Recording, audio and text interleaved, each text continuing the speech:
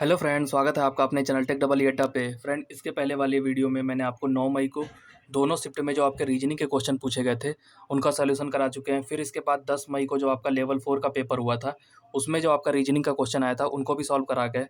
इसके बाद अब डिमांड आ रही है आपको 9 मई और 10 मई को जो पेपर हुआ था लेवल 6 और 4 का, उसके मैथ के क्वेश्चन को सॉल्यूशन कराने के लिए, तो वो भी हम आपको करा देते हैं। यहाँ पे आपका पहला पेपर जो है 9 मई को शिफ्ट 1 में जो आपके मैथ के क्वेश्चन पूछे गए थे उनका सॉल्यूशन कराएंगे। अब तक फ्रेंड अगर आप वीडियो को चैनल को सब्सक्राइब नहीं किए तो प्लीज़ सब्सक्राइब कर लो। वीडियो पसंद आएगी तो लाइक और शेयर भी कर देना।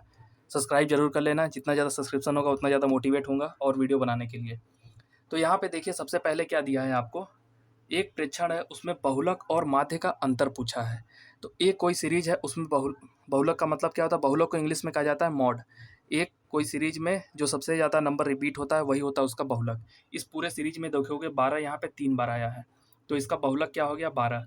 माध्य क्या होता है, टोटल जो भी सीरीज है टोटल नंबर का सम बटे टोटल नंबर कितने हैं, ये इसका हो जाएगा माध्य। ठीक, यहाँ तक कॉन्सेप्ट आपका क्लियर हो गया। अब आपको यहाँ बहुलक दिख रहा है 12, माध्य निकालना है। माध्य के लिए अब आप सबको जोड़ोगे, तो कैसे जोड़ोगे, 12 3 कितना हो गया 36, 36 प्लस 5 और 5 कितना हो गया 10 और 9 19, 19 19 और 4 कितना हो गया 23, 23 7 हो गया आपका 30, 30 6 36 और 8 44, तो ये हो गया 44 बटे 36 और 44 को जोड़ोगे 80 आ गया। 80 प्लस टोटल नंबर कितने हैं, 3 3 6 3 9 और एक 10, 10 हो गया। माध्य आपका आ गया यहाँ से 8। बहुलक और माध्य का आपको अंतर पूछा था, बहुलक आपको पता है 12, माध्य यहाँ से आ गया आपका 8, दोनों के बीच का अंतर कितना हो जाएगा, 12 माइनस 8 कितना हो जाएगा 4। यह आपका आ गया आंसर। आंसर टिक करिए। अब आगे क्वेश्चन पे चलते हैं। फिर इसके बाद अगला क्वेश्चन है आपका, ब्याज की गणना वार्षिक चक्रवृद्धि आधार पर करने पर चक्रवृद्धि ब्याज पर निवेशित एक धनराशि 2 वर्ष बाद आपकी 56,180 रुपये हो जाती है, 3 वर्ष बाद आपकी 59,550.80 हो जाती है। तो धनराशि आपको ज्ञात करना है। यहाँ पे आपको मूलधन ज्ञात करना है। एक चीज़ और बता देते हैं, CI और SI से जितने भी क्वेश्चन आपके आए थे 9 और 10 मई को, उनको हम प्रॉपर एक वीडियो में सॉल्व करा चुके हैं। वो आप देख सकते हो जाके प्लेलिस्ट में, ये वीडियो ख़त्म होने के बाद। अब यहाँ पे हम आपको पेपर का सॉल्यूशन करा रहे हैं, तो इस क्वेश्चन को भी जरूर कराएंगे। ठीक, तो यहाँ पे आपका बोला है चक्रवृद्धि ब्याज है। ठीक, चक्रवृद्धि ब्याज में 3 साल का आपका अमाउंट है 59,550 रुपये, 2 साल में उसका अमाउंट है 56,180 रुपये। तो तीसरे साल जो अमाउंट है वो ब्याज लगने के बाद ही तो है, तो तीसरे साल के अमाउंट में से दूसरे साल के अमाउंट को घटा देंगे तो आपका क्या आएगा, ब्याज। तो थर्ड ईयर का अमाउंट कितना है आपका 59,550.8 और सेकेंड ईयर का अमाउंट कितना है आपका 56,180.0। अब यहाँ पे ये जो ब्याज है इन दोनों को घटाएंगे तो यहाँ पे आ जाएगा ब्याज। तीसरे साल कितना ब्याज मिला है हमको वो हम देखेंगे। तीसरे साल ब्याज मिला है आपको, यहाँ से घटाओगे तो 0 0, 15 में से 8 जाएगा बचेगा 7 और 4 में से 1 जाएगा बचेगा 3 और 9 में से 6 जाएगा बचेगा 3। तीसरे साल का ब्याज मिला है आपको 3,370.8 रुपये। तीसरे साल का ब्याज किस पे मिलता है, जो दूसरे साल का अमाउंट होता है उस पे ही मिलता है आपका ब्याज। SI जो होता है मतलब साधारण ब्याज है, उसका मूलधन फिक्स होगा, चाहे आप 10 साल बाद निकालो चाहे 50 साल बाद निकालो, उसका मूलधन आपका फिक्स है। लेकिन कंपाउंड इंटरेस्ट में क्या होता है, हर बार उसका मूलधन आपका चेंज होता है। जैसे पहले साल 100 रुपये पे आपको 5 रुपये ब्याज मिल गया, तो दूसरे साल आपका कितना हो जाएगा 105 रुपये। फिर तीसरे साल 105 पे 5% मिलता है। उसी तरह यहाँ पे है, इसका जो मूलधन है सेकेंड ईयर का, ये इसके लिए क्या हो जाएगा, इसके लिए ये हो जाएगा प्रिंसिपल। ठीक है, थर्ड ईयर के लिए ये प्रिंसिपल हो जाएगा। तो यहाँ पे ब्याज निकालेंगे, परसेंट कितना है, तो इसमें 56,180.0 से आप भाग दे दोगे। परसेंटेज में निकालने के लिए 100 से आप गुणा कर लो, तो ये आपका ब्याज आ जाएगा परसेंटेज में। अब यहाँ पे हम देखो भाग देना है आपको, तो यहाँ पे रेलवे का क्वेश्चन है, ये भाग देने वाला है, संख्या आपको काफ़ी बड़ा दिख रहा होगा। तो यहाँ पे आप एक हेल्प लो यूनिट डिजिट का। अगर यहाँ देखोगे तो यूनिट डिजिट पे क्या है 8 और यहाँ के यूनिट डिजिट पे क्या है 8। तो 8 के पहाड़ा में दोबारा 8 कब आएगा यूनिट डिजिट में, तो 8 5 40, 8 6 48, 6 बार में। तो आप 6 बार में इसका मल्टीप्लाई करो, अगर 6 से गुणा करोगे तो 8 6 48 हो गया, फिर 6 एकम 6 प्लस 4 10 हो गया, 6 6 के 36 और 4 कितना 36 और 1 कितना हो गया 37 और 6 पचे 30 3 33। तो 6 बार में आपका देखिए पूरा चला जाएगा। तो ब्याज आपका आ रहा है 6, 100 से गुणा किए हैं तो परसेंटेज में आ जाएगा। तो ब्याज आपका आ रहा है 6%। ब्याज यहाँ से मालूम चल गया आपको, 6% का ब्याज है। 2 साल का आपको अमाउंट दिया है, 2 साल का अमाउंट आपको दे रखा है कितना, 56,180। ठीक, ये CI है। इसमें जो ब्याज मिलेगा 2 साल में आपका कितना हो जाएगा, अगर ये सिंपल होता तो 2 साल में आपका ब्याज होता 112। अगर ये सिंपल इंटरेस्ट होता तो 2 साल में आप सीधे कर देते 112 की वैल्यू क्या दी है, 56,180। लेकिन ये है आपका CI का क्वेश्चन, तो CI में सक्सेसिव लगाते हैं। तो 6 का कितना हो जाएगा, 6 + 6 + 6 गुणित 6/100। टोटल कितना आ जाएगा आपका, 6 + 6 12.36। टोटल ब्याज आएगा 12.36। 2 साल में आपको ब्याज मिलता है CI पे 12.36। तो ये 112.36 की वैल्यू आपको टोटल दी है 56,180। ठीक, तो आपको 100% मूलधन आपको ज्ञात करना है, धनराशि ज्ञात करना है, 100% की वैल्यू आपको निकालनी है। तो 56,112.36 इंटू 100। ठीक, अब यहाँ पे जीरो हटाने के लिए आप ऊपर भी 100 से गुणा कर लो। ठीक है, फिर अगर आप यहाँ देखोगे तो अब इसको काटना है, दोनों संख्या आपको काफ़ी बड़ी दिख रही होगी। पहले आप 2 से काट लो, ये आपको सीधे देखो 56 दूनी क्या होता है 112, और 18 दूनी होता है 36। तो सीधे आप ऊपर हो जाएगा 10 और नीचे 2 बार में चला जाएगा। तो ये आपका ऊपर आ रहा है 10 के बाद कितने जीरो हैं, 4 जीरो हैं, 1 2 3 4 बटे कितना आ रहा है 2। 2 से काटोगे तो आपका कितना आ जाएगा, ये 50,000। आपका अमाउंट कितना आ गया, 50,000 रुपये। तो 112.36 कैसे आया, ये आपको समझ में आ जाना चाहिए। जैसे 1 साल का ब्याज क्या आ रहा है, 1 मिनट थोड़ा इसको नीचे कर लिया जाए। आपका 1 साल का ब्याज आ रहा है 6%, तो चक्रवृद्धि ब्याज में ये 2 साल का इंटरेस्ट कितना हो जाएगा, आप ब्याज निकाल लिए और 6% का ब्याज लगातार मिल रहा है। ठीक है, 2 साल बाद आपका अमाउंट हो जा रहा है 56,180।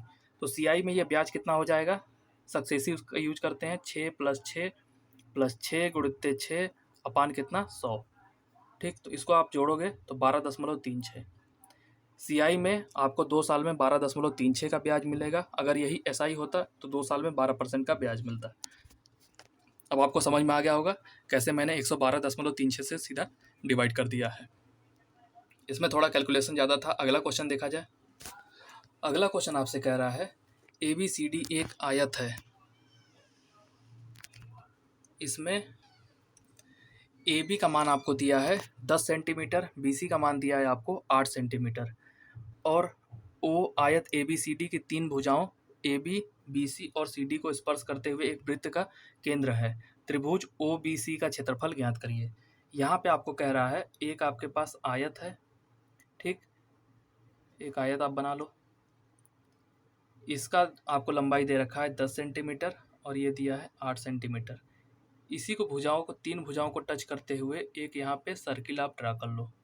ठीक, तीनों भुजा को टच कर रहा है। अब आपको पूछा है त्रिभुज O, ये हो गया B, ये हो गया C, ये हो गया A, ये हो गया D। ठीक, अब ये देखिए AB पे भी टच कर रहा है, BC पे भी टच कर रहा है और CD पे भी टच कर रहा है।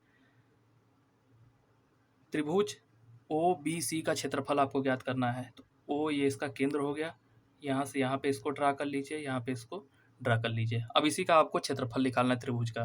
त्रिभुज का क्षेत्रफल क्या होता है, 1/2 हाइट इंटू बेस। ठीक, हाइट और बेस आपको निकालना पड़ेगा। तो अगर आप देखोगे एक सर्किल है, एक सर्किल है, अगर उसका डायमीटर है, अब यहाँ से यहाँ तक ये टच कर रहा है, यही तो इसका डायमीटर हो गया। डायमीटर अगर इसका 8 आ गया है तो इसकी रेडियस क्या हो जाएगी, 4। रेडियस 4 है, तो रेडियस यहाँ से लेके यहाँ तक अगर आप खींचोगे तो जो त्रिभुज की ऊंचाई है वो इसके रेडियस के बराबर है। ऊंचाई आपको आ गई 4। अब इसके बाद ये वाला है इसका बेस, पूरा यहाँ से लेके यहाँ तक, ये क्या है, 8 ही तो है। ये आपको 8 पता है, हाइट इसका 4 पता है। आपको निकालना क्या है, इसका एरिया, 1/2 4 गुणित 8। अब आप इसको कट करोगे 2 बार में, ये हो जाएगा 16। इसका एरिया कितना आ गया, 16 आपका एरिया हो गया। सिंपल, यहाँ पे बस आपको फिगर बनाना था। सबसे पहले आप ध्यान से फिगर को बनाइए। फिगर एक बार बन गया उसके बाद आप आराम से क्वेश्चन को सॉल्व कर लोगे। जो भी इसका देखिए ये वाला है पोर्शन, यही तो इसका डायमीटर है, क्योंकि देखिए त्रिभुज ऊपर भी टच कर रहा है, नीचे भी टच कर, अरे सर्किल आपका ऊपर भी टच कर रहा है, ए बी को भी, नीचे सी डी को भी टच कर रहा है। तो यहाँ से यहाँ तक की इसकी लेंथ जो हो गई 8। फिर इसके बाद एक सर्किल का त्रिज्या हमेशा क्या होता है, बराबर। तो जो इसका त्रिज्या है वही आपके त्रिभुज की क्या है, ऊंचाई है। त्रिज्या त्रिज्या आपको दिया है 4, तो आपका ऊंचाई भी क्या हो गया, 4। अब इसके बाद त्रिभुज का ये वाला पोर्शन जो आपका बेस है, इसकी भी आपको लंबाई पता चल गई है 8। अब उसमें गुणा कर लो 1/2 h/b, आपका कितना आ जाएगा, 16। अब इसके बाद अगले क्वेश्चन पे चलते हैं। अब ये देखिए अगला क्वेश्चन है, ये सिंप्लीफिकेशन का क्वेश्चन है, इसको तो आप कर ही लोगे, चलिए फिर भी कर लेते हैं। जैसे 6 3 जाएगा, 12 - 3 + 4 कितना हो जाएगा आपका, 13। और 3 का स्क्वायर 9, 9 गुणित 3 27 - 7 कितना हो जाएगा, 20 + 6 26, 1/2 इसका आंसर आ गया। ठीक, अब इसके बाद अगला क्वेश्चन देखा जाए। अगला क्वेश्चन भी आपका CI SI का है। यहाँ पे बेसिकली बोला है 20% वार्षिक चक्रवृद्धि ब्याज की दर पर 3 वर्ष के लिए और 20% वार्षिक साधारण ब्याज की दर पर समान अवधि के लिए निवेशित एक धनराशि से प्राप्त ब्याज का अंतर क्या है, 448 रुपये। निवेशित धनराशि का आपको मान ज्ञात करना है। सिंपली आपको यहाँ पे पूछा है CI और SI का, 3 साल में डिफरेंस आपको दिया है। तो देखिए अगर SI है, SI में तो आपको कोई दिक्कत नहीं होना चाहिए। पहले साल अगर ब्याज मिल रहा है 20%, तो 3 साल बाद भी इसका ब्याज क्या हो जाएगा, 60%। 3 साल में आपको टोटल ब्याज कितना मिलेगा, 60%। CI वाले कंडीशन में क्या होता है, आपका वहाँ पे सक्सेसिव लगाओगे, आपका आराम से आ जाएगा। मैक्सिमम लोग आपको बोलेंगे कि 20% का आप याद कर लो, CI कितना होता है 2 साल में, 20% का CI 2 साल में होता है 44, 3 साल में होता है 72.8। तो आप मैथ ऐसी चीज़ है, आप इसको याद नहीं कर सकते। आप कितना चीज़ याद करोगे, आपको स्क्वायर याद करना है, क्यूब याद करना है। इससे अच्छा है आप मेथड को याद कर लो, ज़्यादा से ज़्यादा आपका 15 से 20 सेकंड लगेगा, आप आराम से निकाल लोगे। तो आपको देखिए सक्सेसिव कैसे निकालना होता है। आपका 20% दिया है, 3 साल का आपको निकालना है सक्सेसिव। तो आप सबसे पहले 2 ईयर का निकालोगे, तो CI पे 2 ईयर का परसेंटेज कितना हो जाएगा, 20 + 20 + 20 गुणित 20 बटे के हो जाएगा आपका 100। ठीक, अब इसको आप ऐड करोगे, 20 20 40 हो जाएगा, 2 जीरो कटा, +4 कितना हो गया, 44। 2 साल में आपको 44% का इंटरेस्ट मिल रहा है। फिर CI में अगले साल 44 + 20 हो जाएगा। फिर थर्ड ईयर में आपका CI कितना हो जाएगा, सक्सेसिव लगाते हैं इस तरह, सक्सेसिव लगाना है आपको आना चाहिए, आपको अगर CI का क्वेश्चन सॉल्व करना है तो 44 प्लस कितना हो जाएगा, 20 + 44 × 20 बटे की कितना, 100। 44 20 कितना हो गया, 64, 1 जीरो से 1 जीरो कटा, 44 गुणित 2 88, 88 बटे 10 करोगे तो क्या आएगा, 8.8। तो 64 + 8.8, 64 में 8.8 जोड़ोगे तो आपका आएगा 72.8। कितना टाइम लगा, मैक्सिमम 15 से 20 सेकंड, आपका सीधे आ गया। आपको याद नहीं करना है कि 10% है तो 3 साल का सक्सेसिव कितना होगा, 20% है तो 3 साल का सक्सेसिव कितना होगा, क्योंकि आपके माइंड की भी एक लिमिट होती है।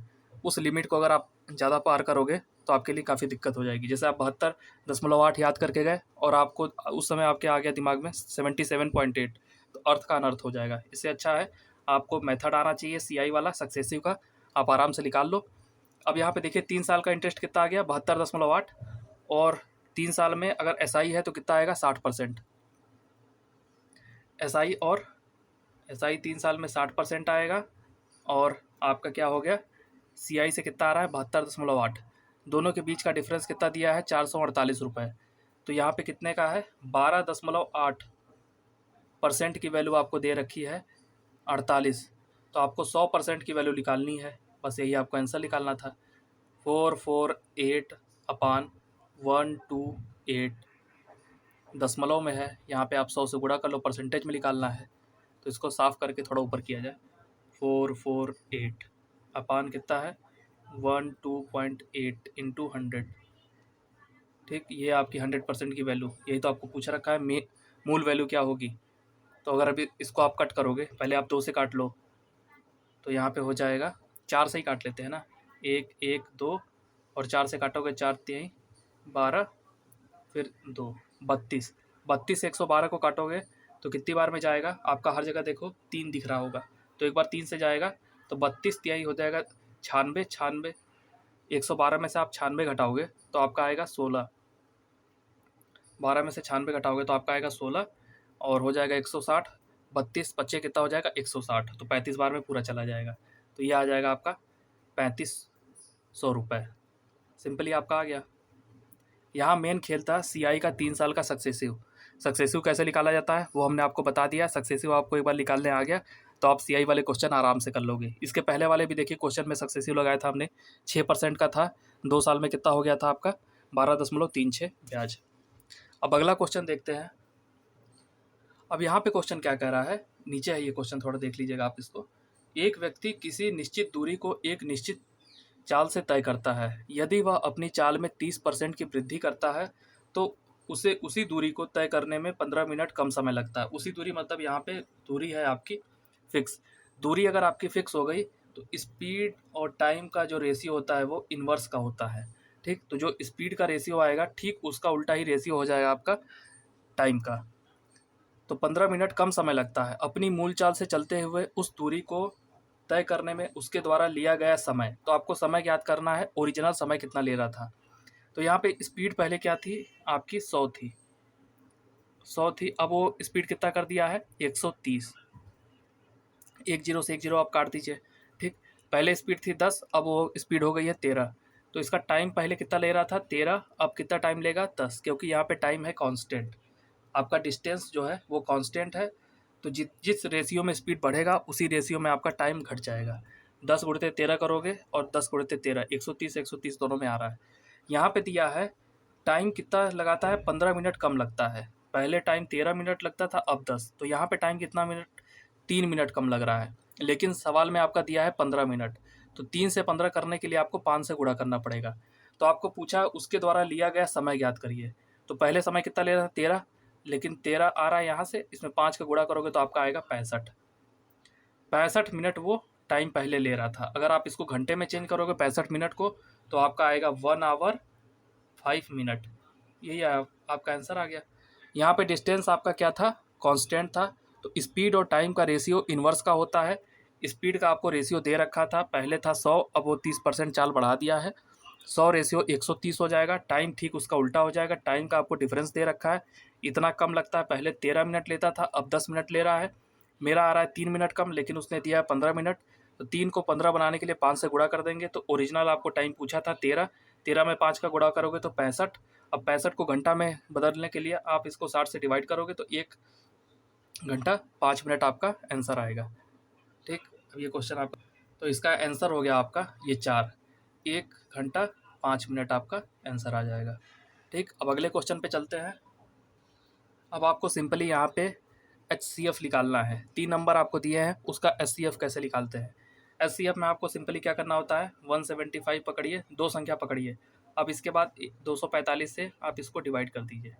245 से डिवाइड करोगे तो ये आएगा 75, आप 5 और यहाँ कितना हो जाएगा 14 में 7 जाएगा, कितना बचेगा 70। 70 से फिर 175 को डिवाइड करो। ठीक, तो 70 दूनी कितना हो जाएगा 140। अब यहाँ पे घटेगा 5, यहाँ बचेगा 3, 35 से 70 आपका चला जाएगा, 35 ही आपका है मासा HCF होगा। ठीक, 35 अगर आप 285 को भी डिवाइड करोगे तो ये चला जाएगा, तो इसका मासा कितना हो गया 35।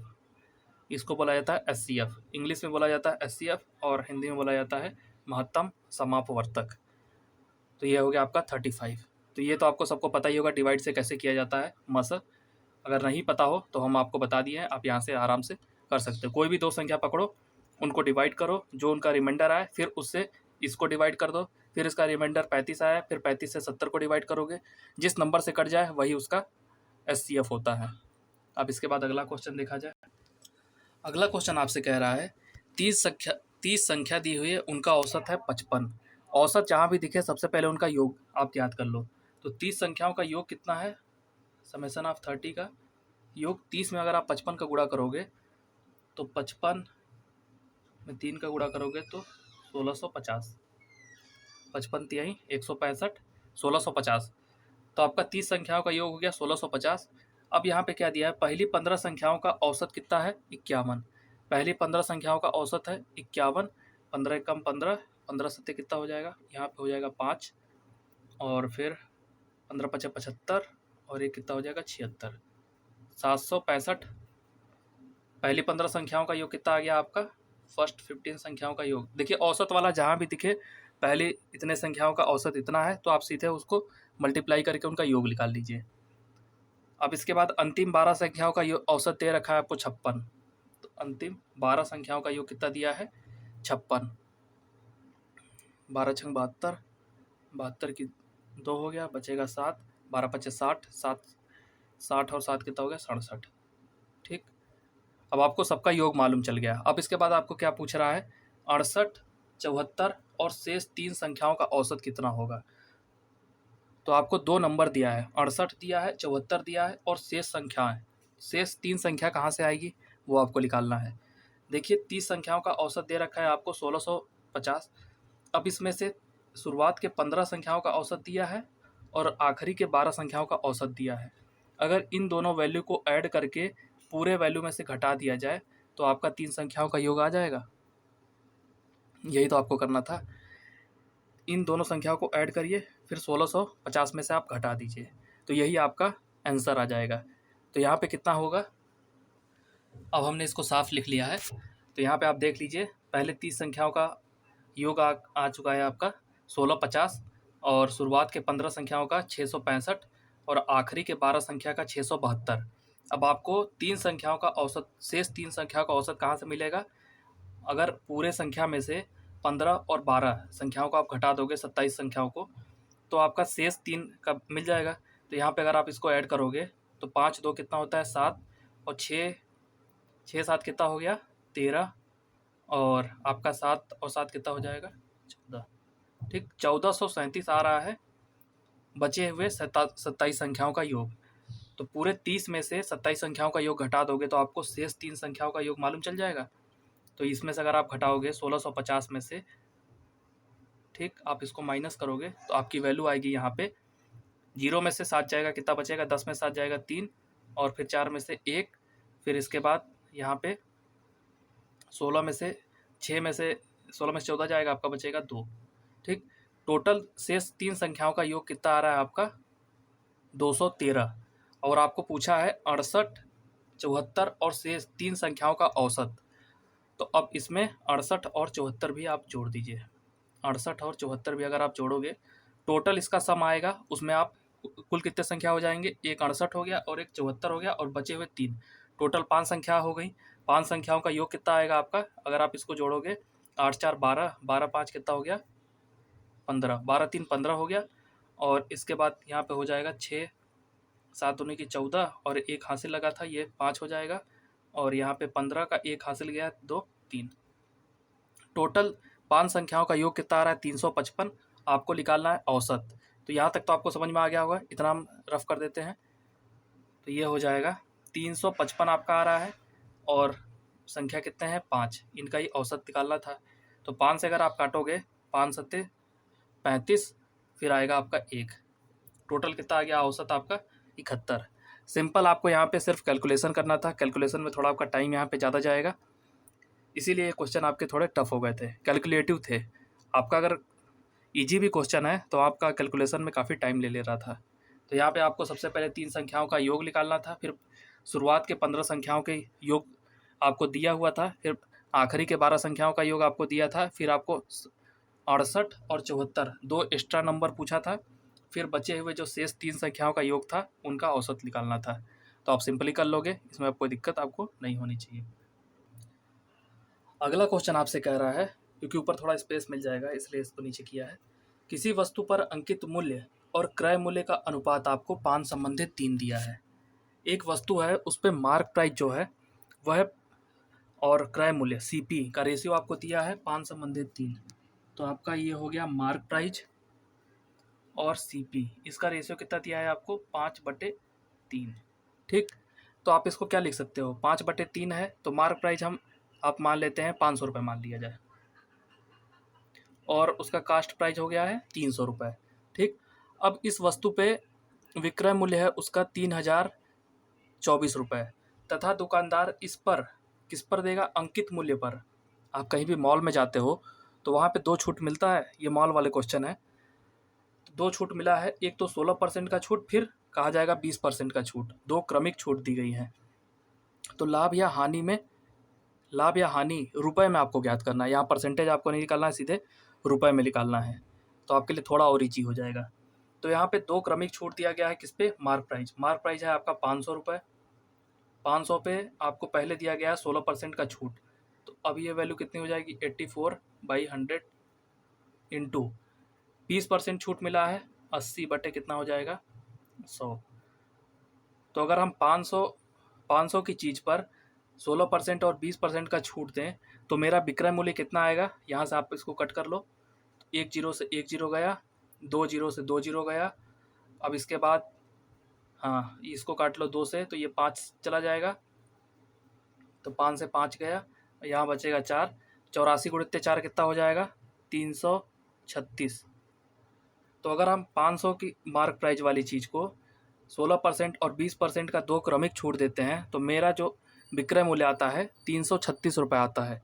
लेकिन क्वेश्चन में क्या कह रहा है, क्योंकि हम 500 अपने आप से माने हैं, बस वो तो रेशियो दिया है 5/3, तो हम ईजी के लिए उसको 2 जीरो बढ़ा लिए हैं। आप चाहो तो 5/3 से भी कर सकते हो, लेकिन थोड़ा जीरो करने से आपका ईजी हो जाएगा। अगर आप 5 से करोगे तो 3.36 आएगा विक्रय मूल्य। लेकिन यहाँ पे क्वेश्चन में आपका विक्रय मूल्य दे रखा है, कितना दे रखा है, 3024, ठीक, 336 नहीं दिया है, 3024 रुपये दिया है। अब इसमें आप कितने से गुणा करोगे, तो यहाँ पे अगर आप देखोगे ये 300 है, ये 3000, 300 से 3000 जाने में 10 बार में आपको गुणा करना पड़ेगा, तो जो आपका अप्रॉक्सीमेट वैल्यू होगा वो 10, 8, 9 के बीच में ही होगा। तो यूनिट डिजिट आप यहाँ चेक करो, 6 है, यहाँ पे है 4, तो 6 के पहाड़ा में आपका यूनिट डिजिट आपका कब आएगा, 9, 54 हो जाएगा, तो ये उसमें हो जाएगा, हाँ 9 बार में आपका, तो 9 बार में अगर आप पूरा करोगे तो ये पूरी बार में चला जाएगा। 336 में 9 का गुणा करोगे तो 3024 आएगा, आप गुणा करके देख भी सकते हो। तो यहाँ पे मेरा कॉस्ट प्राइस कितना है, हमने कितना माना है 300, लेकिन अब वो ओरिजिनल कॉस्ट प्राइस में आप 9 से गुणा करोगे, ठीक, तो ये आ जाएगा आपका 2700 रुपये। आपको सिंपली पूछा है लाभ या हानि हुआ है, तो उसका विक्रय मूल्य कितना है 3024 और कास्ट प्राइस कितना है 2700 रुपये। टोटल लाभ कितना हो रहा है 314 रुपये का, यहाँ पे 324 रुपये का आपको यहाँ पे लाभ हो रहा है। 3024 में से 2700 आप घटाई लो, आपको कितना मिलेगा, 324 रुपये का लाभ हो रहा है। आपको सिंपली यही पूछा था लाभ कितना हो रहा है, तो लाभ हो रहा है आपको 324 रुपये का। हमारा सीपी कितना आ गया है 2700 रुपये, विक्रय मूल्य वो दिया है 3024 रुपये में 2700, अगर आप 3024 में बेच रहे हो तो आपको कितना लाभ हुआ है, सिर्फ रुपये में आपको पूछा था, परसेंटेज में पूछता तो और थोड़ा दिक्कत होती। तो आप 3024 में से 2700 को घटा दोगे, 324 रुपये का यहाँ पे लाभ हो रहा है। अगले क्वेश्चन पे चलते हैं, तो आप आंसर भी यहाँ देख सकते हो, यहाँ पे सिर्फ पूछा था आपको लाभ कितना हुआ है 324 रुपये का। अगला क्वेश्चन है आपका, दो इक्वेशन दे रखा है, 3x + 2y = 13, y² - 4y + 4 = 0, x और y का मान ज्ञात करना है। आप चाहो तो वैल्यू पुटिंग से भी कर सकते हो, लेकिन अगर आप ये इस इक्वेशन को देखो तो ये किसका है, y - 2 का होल स्क्वायर है, y² + 2² - 2ab। तो अगर आप देखोगे यहाँ पे y की वैल्यू कितनी आ गई, 2 या 2, तो y की यहाँ पे दो जगह दो वैल्यू आ रही है, ठीक है। तो आप एक बार x की वैल्यू 3 रख के पुट करके देखो यहाँ पे, या तो y की वैल्यू यहाँ पे आप पुट कर दो, 3x + 4 बराबर कितना है 13, 4 उधर ले जाओगे तो आपका आएगा x बराबर कितना हो जाएगा, 13 में से 4 जाएगा 9, और बटे कितना है 3 यहाँ जाएगा तो कितना आ जाएगा 3। ये सिंपल क्वेश्चन था। y की वैल्यू यहाँ से डायरेक्ट आपको दिख रही है 2 यहाँ पे आप पुट कर दो तो x की वैल्यू कितनी आ जाएगी आपकी 3 और 2 आपका आंसर हो जाएगा। अब अगला आपका क्वेश्चन कह रहा है, अब यहाँ ऊपर फिगर बनाने में थोड़ा आसान रहेगा, एक लंब वृत्ति शंकु को एक अर्धगोले के ऊपर रखा गया है, एक आपका अर्धगोला है, ठीक है, अर्धगोला ये हो गया, इसके ऊपर एक आपको शंकु रखा गया है, ये तो कहा गया है, यह है आपका शंकु। शंकु के आधार त्रिज्या अर्धगोले के त्रिज्या के बराबर है, मतलब कि ठीक इसी के ऊपर रखा गया है। अर्धगोले का व्यास 12 है, व्यास अगर 12 है तो त्रिज्या कितनी हो जाएगी 6, यहाँ से यहाँ तक त्रिज्या कितनी हो जाएगी आपकी 6 हो जाएगी। शंकु की ऊंचाई है 8 सेंटीमीटर, शंकु की ऊंचाई है 8 सेंटीमीटर, ठीक। 8 सेंटीमीटर ये है, त्रिज्या है इसकी 6, तो हम इसका तिर्यक ऊंचाई ज्ञात कर सकते हैं। 8 का स्क्वायर प्लस 6 का स्क्वायर, पाइथागोरस प्रमेय लगाइए, 64 और कितना 36, तो ये हो जाएगा 10। तिर्यक ऊंचाई इसकी कितनी आ गई 10, इसी को कहा जाता है एल। ये आपका 10 हो गया, 8 6 10। जबकि हाँ, यदि पाई सेंटीमीटर स्क्वायर को पेंट कराने की लागत है 25 रुपये, तो संयुक्त वस्तु को पेंट कराने की लागत क्या लगेगी। अगर आपको पेंट कराना है तो पेंट कराने में आपको सरफेस एरिया चाहिए, आप सरफेस को पेंट करते हो, वहाँ आपको वॉल्यूम की ज़रूरत नहीं पड़ती है। ये सब बातों को थोड़ा आप ख्याल रखिए। आपको पेंट करना है तो सरफेस को ही आप पेंट करोगे। अगर हम शंकु का सरफेस देखें तो शंकु के सरफेस का फार्मूला होता है पाई आर एल, ठीक। और अर्धवृत्त एक ठोस गोला होता है, उसका जो सरफेस होता है वो होता है 4 पाई आर स्क्वायर, ठीक। यहाँ पे लिखा है आपका अर्धगोला, अर्धगोला में क्या हो जाएगा 2 पाई आर स्क्वायर, इसका सरफेस एरिया हो जाएगा 2 पाई आर स्क्वायर। अगर यहाँ से हम पाई आर को कॉमन ले दोनों जगह से, तो अंदर बचेगा एल प्लस 2 आर, ठीक। अब यहाँ पे वैल्यू रखेंगे, पाई इंटू आर की वैल्यू कितनी है 6 दी हुई है, एल की वैल्यू हम निकाले हैं कितना है 10, प्लस 2 गुणित्य कितना हो जाएगा आपका, आर की वैल्यू कितनी है 6। अब इसको जब सॉल्व करोगे तो आपका कितना आएगा पाई, और ये कितना हो जाएगा 2 गुणित्य 6 12, 12 प्लस 10 22 हो जाएगा, 22 छक्का होता है 132, तो ये टोटल आ जाएगा 132 पाई। आप मल्टीप्लाई करके देख लो, टोटल इसका एरिया क्या आ रहा है, शंकु और अर्धगोले को मिलाया जाए तो 132 पाई आ रहा है। यहाँ तक आपको समझ में आ गया होगा। अब इसको हम थोड़ा रफ कर देते हैं,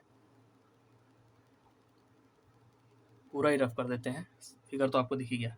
132 पाई टोटल एरिया आ रहा है शंकु और अर्धगोले को मिलाने पे। अब यहाँ पे दिया है पाई सेंटीमीटर स्क्वायर पेंट कराने में 25 रुपये लगता है, तो 132 पाई सेंटीमीटर, इसका यूनिट भी आप लिख लो, सेंटीमीटर स्क्वायर आएगा। 132 सेंटीमीटर स्क्वायर पेंट कराने में कितना लगेगा, तो पाई में लग रहा है 25 रुपये, तो 132 में कितना हो जाएगा 132 गुणित्ते 25 कर दो आप। अब 25 को गुणा करना से अच्छा है ऊपर नीचे 100 से गुणा कर लो, 100 से गुणा कर लोगे तो ये हो जाएगा 4, और 4 से काटोगे 132 को तो 3 बार में, फिर 12, फिर 3 बार में, 2 जीरो यहाँ लगा है, 3300 रुपये आपका खर्च आएगा पेंट कराने में। सिंपली आपको क्या निकालना था, सरफेस एरिया। वॉल्यूम कहाँ निकालना है, सरफेस कहाँ निकालना है, ये आपको ध्यान होना चाहिए। जैसे एक बड़े से ठोस गोले से फिर हम कई छोटे छोटे गोले बनाते हैं, तो वहाँ पे होता है क्या, एक गोले का जो वॉल्यूम होता है वो सेम होता है, तो वहाँ पे वॉल्यूम वाला कॉन्सेप्ट लगेगा। जहाँ पे आपको पेंट करना होता है वहाँ पे आपको सरफेस एरिया को पेंट करना होता है, वहाँ पे वॉल्यूम की ज़रूरत नहीं पड़ती है। तो ये आपको पता होना चाहिए कहाँ पे वॉल्यूम लगाना है, कहाँ पे सरफेस एरिया का कॉन्सेप्ट लगाना है, ठीक। अब ये क्वेश्चन आपका सॉल्व हो गया है, आपका आंसर, तो आपका आंसर भी यहाँ पे आ गया है 3300 रुपये आपका टोटल लगेगा पेंट कराने में। अब इसके बाद अगला क्वेश्चन देखा जाए। अब यहाँ पे क्वेश्चन है, इसके पहले 2 सिंप्लीफिकेशन वाले क्वेश्चन थे, इजी क्वेश्चन थे कि हम आपको करा चुके हैं, बाकी उनको स्किप कर दिए हैं, वो आप आराम से कर लोगे, उसमें कोई दिक्कत नहीं होगी।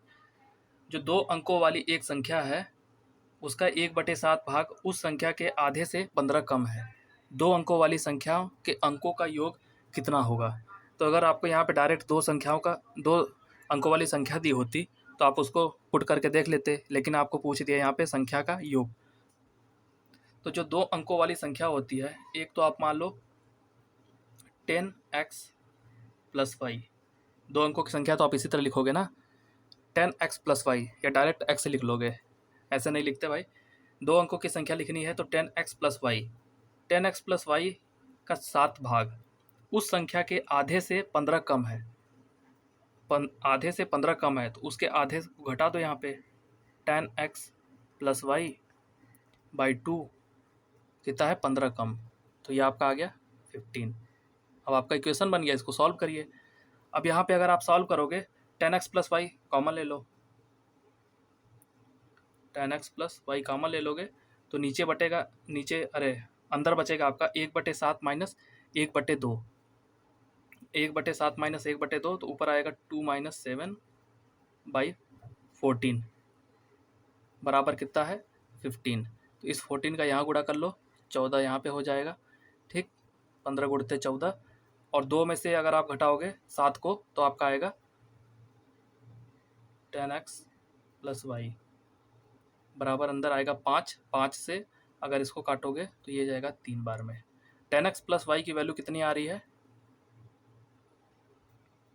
ये 5 होगा ना, 2 में से, तो 5 3 जाएगा, 14 यहाँ कितना हो गया 42। 10x + y की वैल्यू कितनी आ रही है 42। तो दो संख्याओं का, वो जो दो संख्या थी वो आ गई आपकी 42। आपको पूछा है दो संख्याओं का योगफल कितना होगा, तो 42 है, तो 4 + 2 कितना हो जाएगा 4 + 2, दोनों संख्याओं का योगफल आपको पूछा है 6। आपका आंसर हो गया 6। तो यहाँ पे आपको सिंपली क्या करना था, एक इक्वेशन बनाना था जो दिया हुआ था आपका। दो संख्या क्या होती हैं 10x + y, इस तरह आप मान के चलोगे 10x + y अपान 7 प्लस उसके संख्या के आधे से 15 कम है, तो उस संख्या के आधे को घटा दोगे आपके 15 के बराबर आ जाएगा। अब दो इक्वेशन है, आप उसको सिंपली बैलेंस करना है। जितना तेज़ी से आप कर लोगे उतना तेज़ी से आपका आंसर आ जाएगा। अब इससे ज़्यादा इस क्वेश्चन में कुछ था नहीं। अब अगला क्वेश्चन देखा जाए। अगला क्वेश्चन देखिए, फिर बहुलक और माध्य से आ गया है। यहाँ पे दिया है प्रेक्षण दिया है, इसका माध्य आपको दे चुका है। यहाँ पे के 2 बार आया है, और दूसरा प्रेक्षण दिया है, यहाँ पे पी 2 बार आया है, और 29 का बहुलक 29 है। बहुलक 29 का मतलब क्या है, इसमें बहुलता किसकी है 29 की। तो अगर देखा जाए तो 15 यहाँ पे 2 बार आ चुका है, 15 यहाँ पे 2 बार आया है, बाकी कोई भी संख्या 2 बार, 22 भी यहाँ पे 2 बार आया है, ठीक। लेकिन इसका बहुलक क्या है 29, इसका मतलब 29 यहाँ पे 3 बार आना चाहिए, 2 से ज़्यादा बार आएगा तो ही ये बहुलक बन सकता है। तो 29 एक बार तो आ चुका है, 2 बार संख्या क्या है p और p, तो यहाँ से दोनों p का मान क्या हो जाएगा 29। तो यहाँ पे आपको p का मान मालूम चल गया क्या है 29, ठीक। 29 आप p का मान निकाल लिए हो, p - k निकालना है। अब k को आपको कैलकुलेट करना पड़ेगा। k यहाँ पे क्या दिया है, एक प्रेक्षण दिया है, इसका माध्य दिया है 21.25। टोटल कितने हैं 1 2 3 4 5 6 7 8, तो 21.25 में अगर आप 8 का गुणा कर लो तो टोटल इसका योग कितना आ जाएगा। 8 का गुणा करोगे 25 अठे 200, फिर 8 एकम 8 8 2 10, 8 दूनी की 16, 1 17, तो 170 आएगा। आप गुणा करके देख सकते हो, ठीक। अब इसके बाद टोटल इसका सम करेंगे, तो 29 है, 29 और 21 कितना हो गया 50, और 36 कितना हो गया 86, 86 7 कितना हो गया 93, ये हो गया 93, और 18 19 18 2 36 और 1 37, 93 और 37 कितना हो जाएगा आपका, ये जीरो हो जाएगा।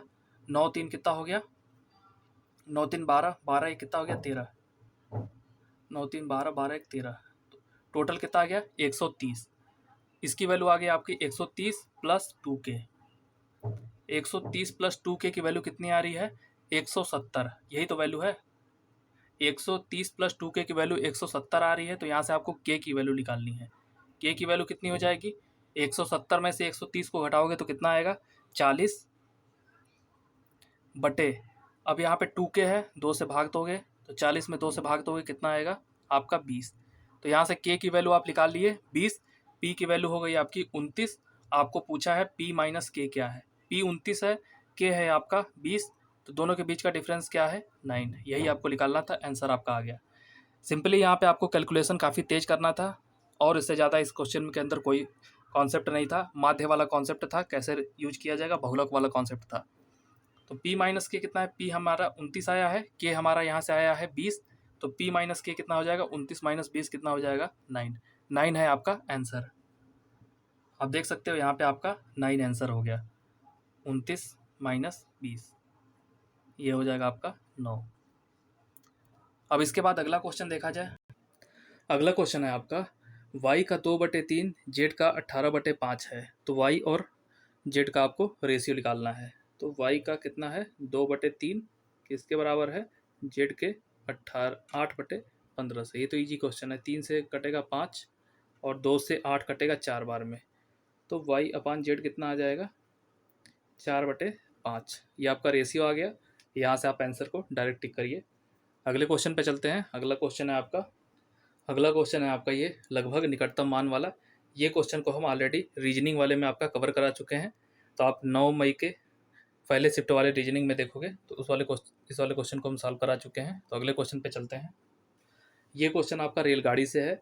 यहाँ पे कह रहा है 54 किमी पर प्रति घंटे की चाल से चल रही 450 मीटर लंबी रेलगाड़ी प्लेटफॉर्म पर खड़े एक किसी व्यक्ति को पार करने में कितना समय लेगी। अगर प्लेटफॉर्म पे कोई व्यक्ति है, एक कोई खंबा है, पार करने में जो समय लेगा अपनी ही दूरी को रेलगाड़ी पार करती है। तो यहाँ पे आपको 54 किलोमीटर प्रति आवर में सबसे पहले इसको मीटर पर सेकंड में चेंज करेंगे, तो 5/18 से गुणा कर देंगे। 18 तिहाई 54 हो गया और फिर 5 तिहाई 15, तो आपका चाल कितना हो गया 15 मीटर पर सेकंड। ठीक, अब इसके बाद इसकी लंबाई दे रखी है 450, आपको पूछा है टाइम। तो आप पूरे लंबाई 450 में से अगर आप चाल चाल जो है मीटर पर सेकंड में उसका डिवाइड कर दोगे तो आपका ये सेकंड में टाइम आ जाएगा। अगर 15 तिहाई कितना हो गया 45, तो यहाँ पे आंसर आएगा 30 सेकंड। 30 सेकंड में वो अपने लंबाई को पार कर लेगी। यहाँ बेसिकली आपको करना था जो 54 किमी पर आवर था उसको आपको मीटर पर सेकंड में सिर्फ चेंज करना था। उसके लिए आप 5/18 से गुणा करते हो।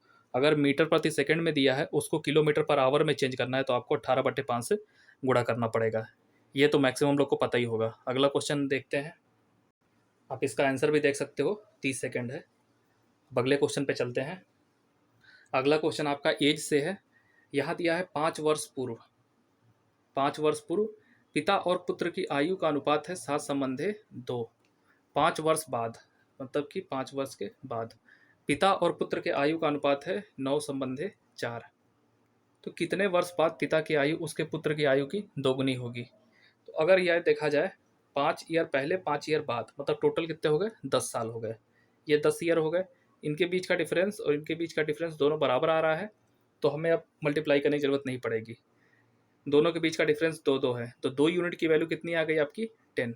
5 5 और 5 जोड़ोगे 10। 2 यूनिट की वैल्यू है आपकी 10 ईयर, तो 1 यूनिट की वैल्यू कितनी हो जाएगी 5 ईयर। तो इस समय अगर उनका वर्तमान आयु देखा जाए तो 5 में आप गुणा करोगे, 5 चौके 20 और 5 वर्ष बाद दिया है, तो वर्तमान में ये कितने हैं, इसका लड़का है 15 ईयर का है और उसका बाप कितने का है, तो 5 साल बाद 9 बचे 45, 5 साल बाद 45 साल के हो जाएंगे। तो इस समय कितने हैं, उनके पिताजी की आयु है 40 साल।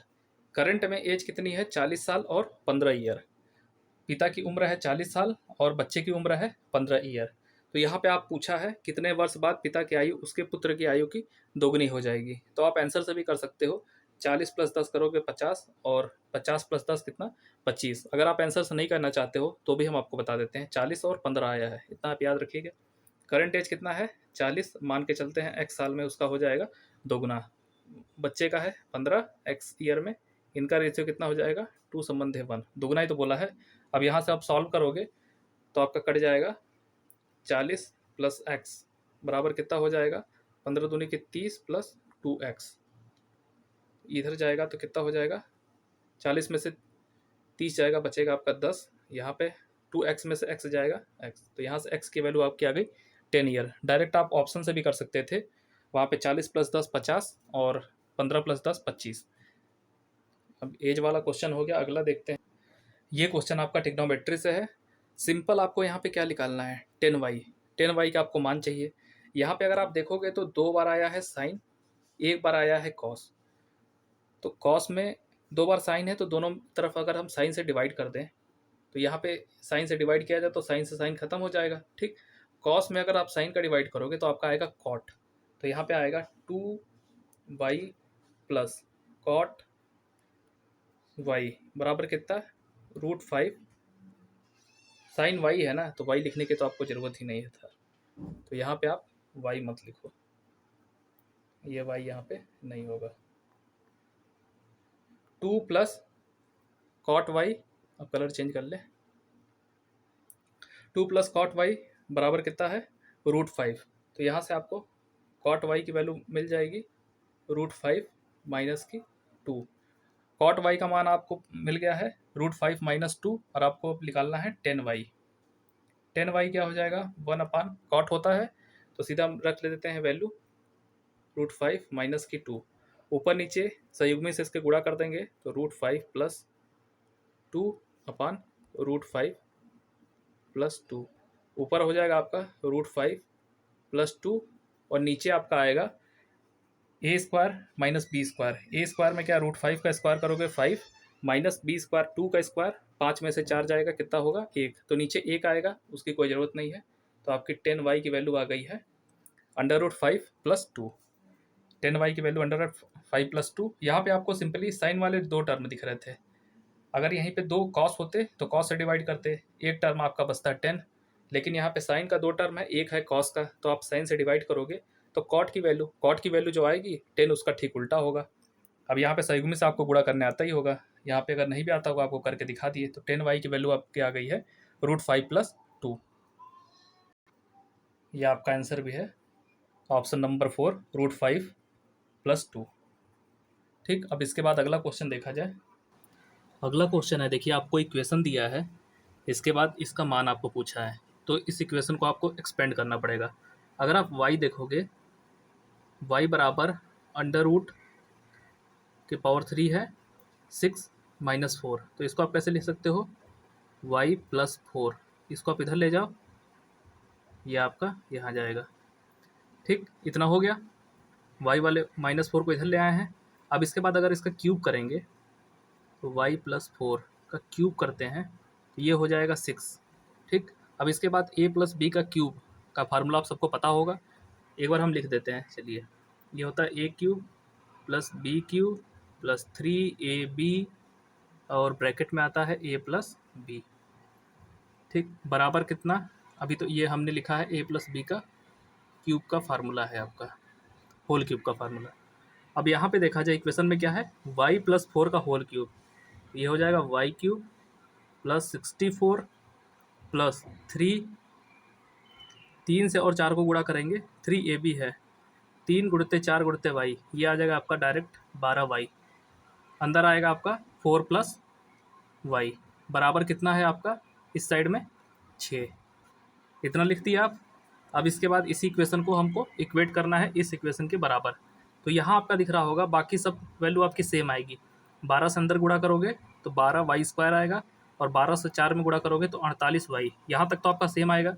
लेकिन ये जो 64 है, 64 दिया है आ रहा है आपका, लेकिन आपको पूछा है 100, इसी को हमें अब इक्वेट करना है 64 और 100 को। तो मेरा इक्वेशन क्या आया है, y³ प्लस, एक मिनट, हाँ सही हो गया, y³ plus 12y² plus 48y, यहाँ तक तो आ रहा था, प्लस मेरा आ रहा 64, बराबर कितना दिया था 6। अब यहाँ पे पूछा है आपको 100, तो यहाँ पे 64 को 100 बनाने के लिए दोनों साइड अगर हम 36 ऐड कर दें तो ये 100 आ जाएगा। 36 ऐड करने पे 64 + 36 कितना हो गया 100, इसी की आपको वैल्यू पूछी है, इसकी वैल्यू कितनी हो जाएगी 36 + 6 कितना हो जाएगा 42। सिंपल, बस आपको यही करना था, 42 आपका आंसर आ गया। अब इसके बाद अगला क्वेश्चन देखा जाए। यहाँ पे आपको पूछा है, एक आपको टर्म दिया है फ्रैक्शन के रूप में, फिर पूछा है सबसे बड़ी और सबसे छोटी संख्या का गुणनफल क्या है k, तो 1/k + 4 1/k - 2 का मान ज्ञात कर रही है। सबसे पहले आपको k का मान निकालना होगा। देखिए, फ्रैक्शन वाले वैल्यू को अगर हमको इसका सबसे बड़ा सबसे छोटा करना है तो सबसे पहले हम इसके हर का एलसीएम लेते हैं, एलसीएम लिया जाएगा। ठीक, तो ये एलसीएम आएगा 120, ये हम आपको पूरा मेथड बता रहे हैं, बाकी ये बिना एलसीएम लिए भी हो जाएगा, क्योंकि ये सब छोटे वैल्यू हैं, सबको हम आराम से काट के देख सकते हैं। लेकिन आपको एक मेथड बता रहे हैं, अगर कोई बड़ा वैल्यू आता है तो अगर उसमें हर देखना पड़े, सबसे बड़ी संख्या सबसे छोटी संख्या, तो आप सबका हर बराबर कर दीजिए एलसीएम लेके, फिर ऊपर जो गुणा करेंगे, जो संख्या ऊपर बड़ी होगी वो सबसे बड़ी, जो संख्या ऊपर सबसे छोटी होगी वो सबसे छोटी होगी। लेकिन ये संख्या, ये आपका इजी क्वेश्चन है, इसको आप डायरेक्ट कर सकते हो। 1/4 आपको पता है 0.25 होता है, 2/3 .66 आएगा, और 4/5 0.8 आएगा, और 5/8 कितना हो जाएगा 8 × 5 = 40, 8 × 6 = 48 0.6 समथिंग आएगा, और 3/4 कितना हो जाएगा 0.7। तो अगर देखा जाए सबसे बड़ी संख्या थर्ड वाली है, सबसे छोटी संख्या कौन सी है फर्स्ट वाली, सबसे छोटी है 1/4 और सबसे बड़ी संख्या है 4/5। यही वैल्यू है आपका के का मान यहाँ से आ गया 1/5, के की वैल्यू आ गई आपकी 1/5। अब इसके बाद आपको पूछा है एक इक्वेशन 1/k, के की वैल्यू 1/5 है, तो ऊपर हो जाएगा 5 + 4, और इसके बाद क्या है 1/k, फिर ये हो जाएगा 5 - 2, ये हो जाएगा 9 × 3 = 27। आराम से आपका आ गया। अब इसके बाद अगला है, ये आपका टाइम और वर्क का क्वेश्चन है। यहाँ पे आपको सिंपल दिया है पी क्यू आर एस, एक कार्य को, ये हो गया आपका पी, ये हो गया क्यू, ये हो गया आर, एक काम को 40 दिन और 90 दिन और 36 दिन में कर सकते हैं। सबसे पहले इनका एलसीएम निकालोगे तो ये 360 हो जाएगा, 4 9 36 होता है, तो ये हो जाएगा, इसका 9 आएगा इफिशियंसी, इसका आएगा इफिशियंसी 4 और आर की इफिशियंसी है 10। ठीक, अब आगे देखते हैं। क्यू 7 दिन के बाद उसके साथ कार्य में शामिल हुआ, मतलब कि क्यू 7 दिन के बाद उसके साथ कार्य में शामिल हुआ।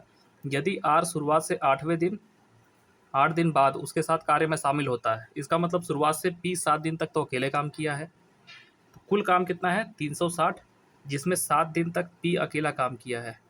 पी 7 दिन में कितना काम कर लेगा, 9 गुणित 7, 63 काम पी ने 7 दिन में कंप्लीट कर लिया। बचा हुआ काम कितना है, 360 में 63 घटाओगे तो आएगा 297। बचा हुआ काम कितना है 297, ये 8 दिन के बाद काम है। लेकिन जो आर है वो 8 दिन के बाद आता है, मतलब पी और क्यू 8वें दिन साथ में काम किए हैं। पी और क्यू एक दिन में कितना काम कर लेंगे, 9 4 13, माइनस यहाँ पे कर दो आप 13। बचा हुआ काम अब कितना है, 297 में से अगर 13 घटाओगे तो ये आपका आ जाएगा 284। 284 काम बचा है। अब 284 काम देखिए, 8 दिन बाद आर भी आ जाता है, तो उसके साथ कार्य में शामिल होता है, तो आर कितने दिन तक कार्य करेगा, 284 काम। अब ये तीनों मिलकर काम करेंगे, तो 284 काम को तीनों मिलकर जितने दिन में करेंगे उतने दिन ही तो आर काम करेगा उनके साथ। तो यहाँ पे 284 को तीनों मिलकर काम करेंगे, तो 9 4 कितना होता है 13 प्लस 10 कितना हो गया 23। ये हो जाएगा 284 को 23 से डिवाइड करोगे तो यहाँ से आपका आ जाएगा दिन। अब आपको सिंपली यहाँ पे डिवाइड करना है, 284 में 23 का जब अगर भाग दोगे तो आपका कितना आएगा, एक बार देख लिया जाए, 284 है और आपका 23, क्योंकि आंसर आपका यहाँ पे बटे में आ रहा है। एक बार में जाएगा ये कितना हो जाएगा 23, यहाँ पे बचेगा आपका 5 54, फिर 2 बार में जाएगा तो ये हो जाएगा 46, 54 में 46 जाएगा, बचेगा 8, तो ये आपका आएगा 12 सही 8 बटे 23 दिन। 12 सही 8 बटे 23 दिन कौन काम किया है, आर, क्योंकि 12 सही 8 बटे 3 दिन तीनों मिल के काम किए हैं, और तीनों मिल के काम करना स्टार्ट करते हैं 8 दिन के बाद। तो 8 दिन से 12 सही 8 बटे 3 दिन और काम चलेगा, उसके साथ साथ आर काम किया है। आपको आर का ही मान पूछा था, तो आर ने कितने दिन कार्य किया है, ये हो जाएगा आंसर आपका 12 सही 8 बटे 23 दिन। अब इसके बाद अगला क्वेश्चन देखा जाए, आप यहाँ पे आंसर भी देख सकते हो, आंसर थर्ड है 12 सही 8 बटे 23 दिन। सिंपल ये टाइम एंड वर्क का क्वेश्चन था। तो इसके बाद आते हैं, अगला क्वेश्चन आपसे दिया है, एक वृत्त की परिधि कितनी है 308 मीटर, उस वृत्त का क्षेत्रफल आपको ज्ञात करना है। परिधि आपको दिया है, परिधि होता है 2 पाई आर, 2 पाई आर की वैल्यू कितनी दी है 308। अब यहाँ से आप आर कैलकुलेट कर लोगे, आर बराबर हो जाएगा 308 बटे की 2 पाई को आप क्या लिख सकते हो, 2 गुणित 22 बटे 7। ठीक, तो 22 से अगर 11 से काटोगे तो 8 बार में, 1 मिनट, 11 दूनी होगा 22, 11 8 88, 28 गुणित 7, और फिर अगर आप इसको 2 से काट दोगे तो ये आपका हो जाएगा 14। 14 से फिर इसको 2 से काटोगे तो आपका आएगा 11, 1 मिनट सब गलत हो रहा है भाई, गलत में हम कैलकुलेशन थोड़ी गलती कर रहे हैं। यहाँ पे कितना है 2 पाई आर की वैल्यू कितनी है 308। अब यहाँ पे आर की वैल्यू कितनी हो जाएगी 308 बटे 2 पाई। 2 पाई को कैसे लिखोगे 22, 2 गुणित 22 बटे 7। तो 11 से अगर 22 को काटे हैं तो यहाँ 2 आएगा, यहाँ हमने 2 नहीं लिखा था, फिर 22 लिख दिया था, फिर ये हो जाएगा 28। फिर आप 4 है 2 और 4, तो 4 से 28 को काटोगे 7 बार में, आर की वैल्यू यहाँ पे आ गई आपकी 49। आर की वैल्यू आपकी 49 है, आपको एरिया निकालना है, तो एरिया क्या हो जाएगा पाई आर स्क्वायर, ये हो जाएगा 22 बटे 7 गुणित 49 गुणित 49। तो 7 से 49 कटेगा कितने बार में 7 बार में, 22 गुणित 7 गुणित 49। अब यहाँ पे 22 गुणित 22 सत्ते 154, 154 और 49। अब आप इसको मल्टीप्लाई करके देख लोगे, यहाँ पे 7546 ही आएगा, 154 में 49 का अगर आप गुणा करोगे तो यह आपका आएगा 7546। ये तो आप गुणा कर ही लोगे। अब इसके बाद अगला क्वेश्चन देखा जाए। अगला क्वेश्चन है आपका, एक गोली कोस की बाह्य त्रिज्या है 9 सेंटीमीटर और कोस की मोटाई कितनी है 1 सेंटीमीटर। कोस के लिए प्रयुक्त धातु का आयतन आपको ज्ञात करना है घन सेंटीमीटर में। सिंपल सा क्वेश्चन है। एक घन है, घन का आयतन का आपको बस फार्मूला मालूम होना चाहिए, 4πr³ होता है। एक घन में इसकी मोटाई कितनी है 1 सेंटीमीटर दिया है। ये वाला अगर आपको दिया है 9, ठीक, और इसकी मोटाई दी है 1, अंदर का रेडियस कितना हो जाएगा 8 हो जाएगा आपका, ठीक। अब इसके बाद आपको इस वाले का आयतन ज्ञात करना है। पूरे वाले आयतन में से अंदर वाला आयतन अगर हम घटा देते हैं तो ये वाला आपको आयतन मिल जाएगा। पूरा आयतन कितना है 4/3 πr³। r यहाँ पे कितना है 9 का क्यूब, में से अंदर वाला आयतन घटा दो 8 का क्यूब। 9 का क्यूब होता है 729 और 8 का क्यूब होता है 512। माइनस करेंगे तो कितना आएगा 7 और ये हो जाएगा 1 और ये हो जाएगा 2, 217 आएगा, 217 आ जाएगा। तो यहाँ पे कर लेते हैं 4/3 गुणित्ते 22/7 गुणित्ते 217। आपको क्यूब और स्क्वायर याद होना चाहिए। क्यूब कम से कम आप 10 तक तो याद ही कर लो और स्क्वायर कम से कम 20 तक याद कर लो, तो आपका क्वेश्चन थोड़ा तेज होगा। 9 का क्यूब होता है 729 और 8 का क्यूब होता है आपका 512। दोनों को अगर माइनस करोगे तो आपका 217 आ जाएगा। अब 7 से 217 को काटोगे तो 3 बार में 21 होता है, फिर 1 हो जाएगा 31 हो जाएगा। फिर आपका यहाँ पे क्या जाएगा 4 गुणित्ते 22 88 गुणित्ते 31/3 88 गुणित्ते 31/3। यहाँ पे आपको वैल्यू में बटे में पूछा है तो आप इसको प्रॉपर मल्टीप्लाई करोगे। 88 का गुणा करोगे आप 31 में तो आपका ये हो जाएगा 88, 8 त्रिक 24 और 26।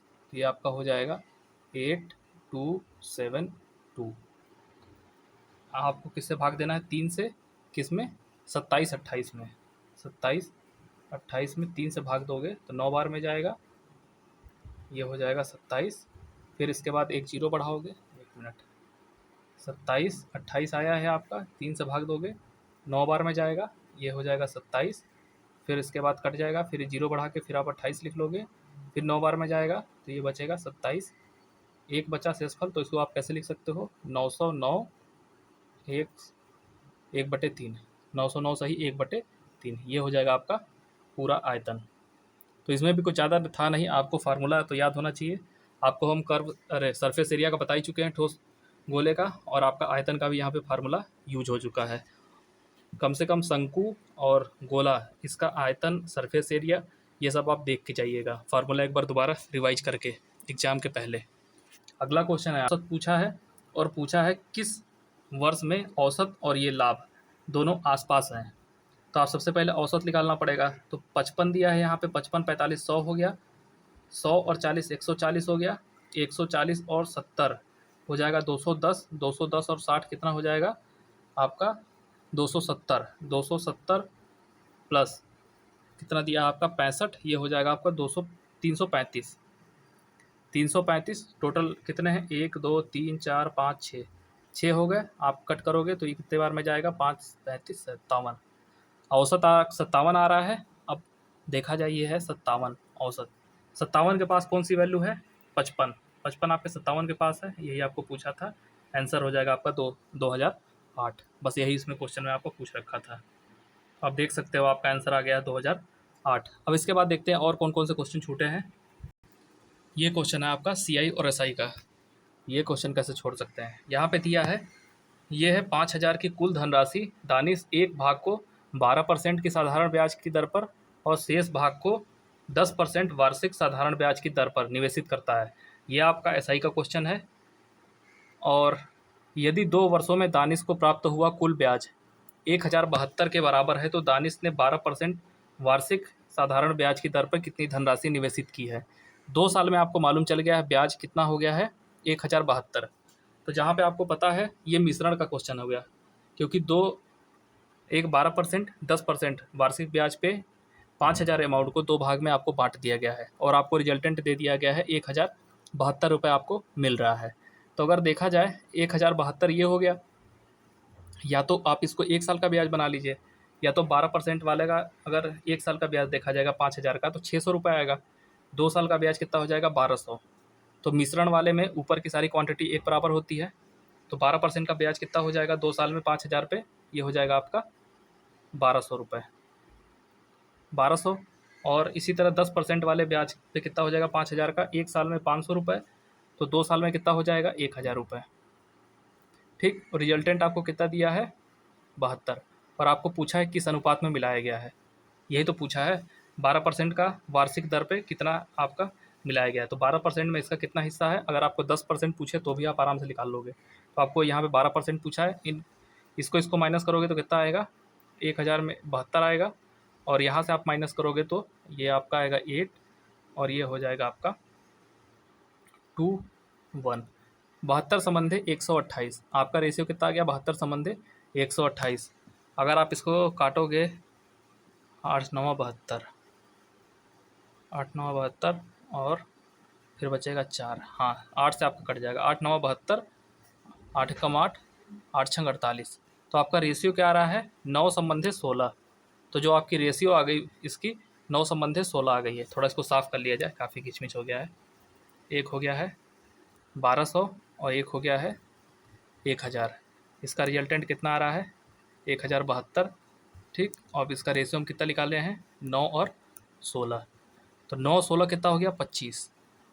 25 की वैल्यू कितनी है आपकी टोटल 5,000। तो कितने से गुणा करना पड़ेगा 25 में 5,000 के लिए आपको 2 से।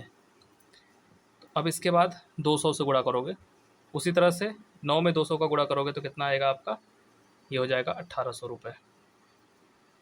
1,800 रुपये 9, ये 9 भाग मतलब कि 12% पे आपने 18,000 रुपये लगाया था। इसी तरह अगर आपको पूछ ले 16 पे, तो 16 में 200 का गुणा करोगे तो 32,000। तो 18,000 रुपये उसने लगाया था 12%, और 32,000 लगाया था आपको 10% के ब्याज पर। अगर आप इसको ब्याज से भी करना चाहते हो उससे भी क्वेश्चन हो जाएगा। जैसे आपको ब्याज दिया है 1 साल में कितना दिया है 12%, ठीक है। इसी तरह आपको दूसरे साल में दिया है 12%। अब इस वाले ब्याज को आपको परसेंटेज में चेंज करना पड़ेगा। 2 साल में आपको कितना मिल रहा है 1,072, 1 साल में 2 से गुणा कर दो। इसके बाद इसको परसेंटेज में निकालने के लिए मूलधन से आपको गुणा करना पड़ेगा, मूलधन से भाग देना पड़ेगा। 1,072 है बटे 5,000 इंटू 2 साल का दिया है ना, तो 1 साल का निकालने के लिए अब यहाँ पे करोगे तो आप नीचे देखोगे 5 गुणित 2, ये तो बन जाएगा डायरेक्ट। यहाँ पे आप 100 से भी गुणा कर दो, 10 आएगा, तो ये वैल्यू आपको आ जाएगी 10.72%। यहाँ से भी आप कर लोगे, इससे कैसे कर लोगे 12% यहाँ हो गया, 10% यहाँ हो गया, अब यहाँ आएगा 10.72%। फिर आप माइनस कर लो परसेंटेज से, परसेंटेज को माइनस करोगे तो यहाँ भी आएगा 72 और यहाँ भी आएगा 128। फिर आप वैसे ही कर लोगे तो ये भी कट जाएगा 9 और 16। तो रेशियो आपका 9 और 16 का आ गया। तो 9 + 16 कितना हो गया 25। 25 का मान दिया है आपका 5,000, आपको 9 का मान पूछा है, 200 से गुणा कर लोगे तो आपका 1,800 आएगा। जैसे मन करे वैसे आप इस क्वेश्चन को कर सकते हो। अब इसके बाद अगला क्वेश्चन है आपका, ये तंबू वाला क्वेश्चन है, ये भी शंकु वाला क्वेश्चन है। अभी हमने अर्धगोले के ऊपर शंकु रखा था, अब ये तो और सिंपल है। यहाँ पे दिया है एक तंबू इसी तरह लगता है, आपका शंकु होता है। त्रिज्या दी है इसकी 9 सेंटीमीटर, मतलब आधी इसकी दूरी दी है 9 सेंटीमीटर, और इसकी ऊंचाई भी आपको दे रखी है, ये दी है 12 सेंटीमीटर। तो तिर्यक ऊंचाई पहले आप याद कर लो, 9 और 12 में क्या हो जाएगा 9 9 81 और 144 कितना हो जाएगा 225। 225 किसका होता है 15। ये तो आप निकाल ही लोगे पाइथागोरस प्रमेय से। तिर्यक ऊंचाई आपकी आ गई है 15। अब इसके बाद बोला इसे बनाने में प्रयुक्त सामग्री की लागत है 100 प्रति पाई मीटर स्क्वायर। तो तंबू बनाने के लिए आवश्यक सामग्री की कुल लागत क्या होगी। तो हमें इसको सरफेस एरिया पे ही तो करना पड़ेगा। सब सरफेस एरिया इसका हो जाएगा पाई आर एल। पाई आर की वैल्यू दी है आपकी 9 और एल की वैल्यू आपकी दी है 15। तो ये हो जाएगा आपका 22/7। यहाँ पे 22/7 की ज़रूरत नहीं है क्योंकि यहाँ भी पाई दिया है। अब इसका मान क्या हो गया, पाई मीटर स्क्वायर पे आपको खर्चा होता है 100 रुपये। तो 9 गुणित 15 कितना होता है आपका 135। 15 9 या 135, हाँ 135 पाई के मान कितना हो जाएगा पाई के लिए आपको 100 रुपये खर्च करना पड़ रहा है, तो 135 पाई के लिए आपको 100 बटे पाई रुपये खर्च करना पड़ेगा। पाई से पाई ख़त्म, 35 135 में 100 का गुणा करोगे तो कितना आएगा आपका 13,500 रुपये आपका आ जाएगा। सिंपली आपको यहाँ पे इसका सरफेस एरिया निकालना था। सरफेस एरिया फार्मूला होता है शंकु का पाई आर एल। एल जो होता है आपकी तिर्यक ऊंचाई होती है, ये वाली तिर्यक ऊंचाई, और ये आर ये हो गया आपका त्रिज्या। सिर्फ इतने का यूज होता है। अब इसके बाद अगला क्वेश्चन भी देख लेते हैं, कोई बचा है। हाँ फ्रेंड, ये क्वेश्चन मिल गया, इसे मैं खोज रहा था। एक ए बी और सी डी केंद्र ओ वाले वृत्त की समांतर स्पर्श रेखाएं हैं। एक आप वृत्त बना लो, इसके बाद इसकी एक समांतर रेखाएं हैं ए बी और सी डी। बिंदु पी और क्यू क्रमशः ए बी और सी डी पर इस प्रकार स्थित हैं कि पी क्यू वृत्त को आर पर स्पर्श करता है। एक है आपका ये आर पर स्पर्श करता है, ये पॉइंट है पी, ये पॉइंट है क्यू, ये है ए बी रेखा है, ये है सी डी रेखा। यहाँ तक किसी कोई कन्फ्यूजन नहीं होनी चाहिए। अब आपको पूछा है कोण P O Q, P O Q, ये यहाँ से यहाँ तक जाएगा। ये आपको कोण पूछा है, ये इसकी वैल्यू कितनी होगी। तो अगर देखिए यहाँ तक आपको फिगर समझ में आ गया होगा। अब इसके बाद आपको बताते हैं। यहाँ से अगर आप देखोगे, यहाँ से ड्रा करोगे, ठीक, इसकी लंबाई बराबर है, यही लंबाई इसकी है और इसकी है, ठीक। तो ये एंगल कितना हो जाएगा, अगर हम मानते हैं, अगर कोई इसको रेखा, देखिए ये पूरा एंगल कितना है, अगर कोई रेखा इसको बांटेगी दो भाग में, अगर मान लो ये x है, ये भी x है, ठीक, और नीचे भी इसी तरह है, नीचे भी इसी तरह है। कोई रेखा इसको बांट रही है क्या, ये है y, ये है y, दोनों एक बराबर भाग में बांटेंगी y कोण पे। अब पूरे का मान कितना है 180, 2x प्लस 2y की वैल्यू कितनी है 180। तो आपको निकालना क्या था, मेन यही निकालना था, x प्लस वाई का मान कितना हो जाएगा, पूरा है, देखो आप ये से लिख लो, 2x प्लस 2y बराबर कितना है 180। तो x प्लस वाई की वैल्यू कितनी हो जाएगी, दो दो कॉमन लेके काट दोगे तो x प्लस वाई की वैल्यू कितनी हो जाएगी 90, ठीक। वैसे आपको दिख भी रहा था यहाँ फिगर में 90 होगा, तो इसका आंसर हो जाएगा 90। x प्लस वाई की वैल्यू कितनी हो गई 90। तो ये सेशन आपको कैसा लगा प्लीज़ कमेंट करके बताइएगा, और काफ़ी मेहनत लगी है तो प्लीज़ चैनल को सब्सक्राइब कर लीजिएगा। आगे भी आपके लिए वीडियो आती रहेंगी, तो आप सब्सक्राइब ज़रूर कर लीजिए। जैसे ही आप अगली वीडियो आएगी आपको नोटिफिकेशन आ जाएगा। अब 9 मई को फर्स्ट शिफ्ट वाला हो गया है, अब 9 मई के सेकेंड शिफ्ट में जो आपके मैथ के क्वेश्चन पूछे गए थे उनका भी सॉल्यूशन जल्दी ही लेके आएंगे। So thank you for watching this video.